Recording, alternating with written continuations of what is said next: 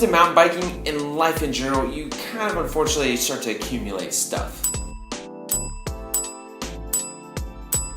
And all this stuff needs to be stored somehow and somewhere. So I'm going to show you some of the ways that I store my bikes and my gear in my garage, as well as give you some tips and tricks how I get some of this stuff done. First, my work stand. This is just a large utility hook that I found in my garage. I'm almost certain that it's just used to hang up garden hoses or something like that. I essentially just took it, mounted it up to the wall. But to make sure that I had extra clearance for things like the pedals and the handlebars, I added an additional 2x4 to act as a spacer to give me that clearance that I needed. To cover the exposed metal part of this utility hook, I took some pipe insulation and pushed it over top of it, and then I electrical taped the crap out of it. That way I'm not going to tear up my bike any more than I already tear it up. I sometimes tear it up a lot. So how it works is pretty simple. I just hang the nose of the saddle on the end of the hook. If you use this method and you have a dropper post, make sure you don't leave your bike hanging here for long periods of time.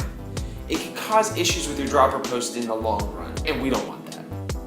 So yeah, it wiggles, it kind of shakes. It's not exactly the best thing, especially compared to a real work stand, but I already had the utility hook, so it made it the much more affordable option, so that's why I went with it. If you're interested in this option, I'm going to leave some links below to some other utility hooks. Second are my bike hangers. I just use another type of utility hook to hang up my bikes. I pre-drill the hole, and then I get the hook starting to thread into the hole in the stud. But I go ahead and stop here, and I take another hook and I put it into my drill, and I use that to drive the hook in. It's much, much faster than going in it by hand. With the hook installed, you can simply put your bike up. Just make sure you don't rest your spoke on the hook. That could cause some issues with your wheel.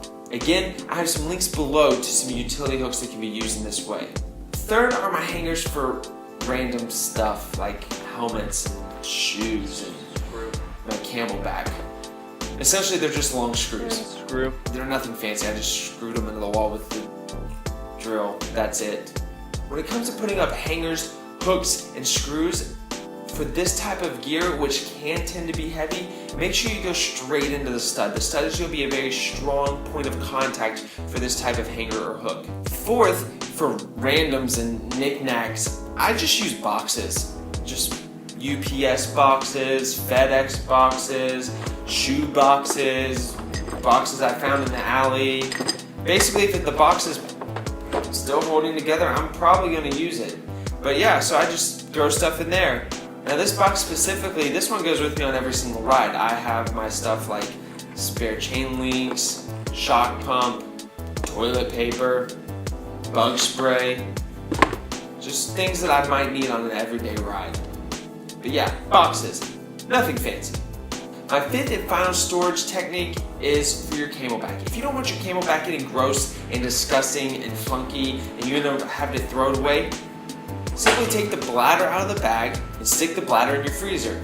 Having it in the freezer will eliminate the opportunity for bacteria to grow, thus making the Camelbak bladder pretty much disgusting and gross. When it comes to storing mountain bike gear and just other stuff in general, there are a ton of creative ways to get about it. So if you have a creative way that you use, go ahead and put it in the comment section below and share it with everybody else. It's good to have this information to be able to share with other people. And with that said, I'm Trey Lefevre.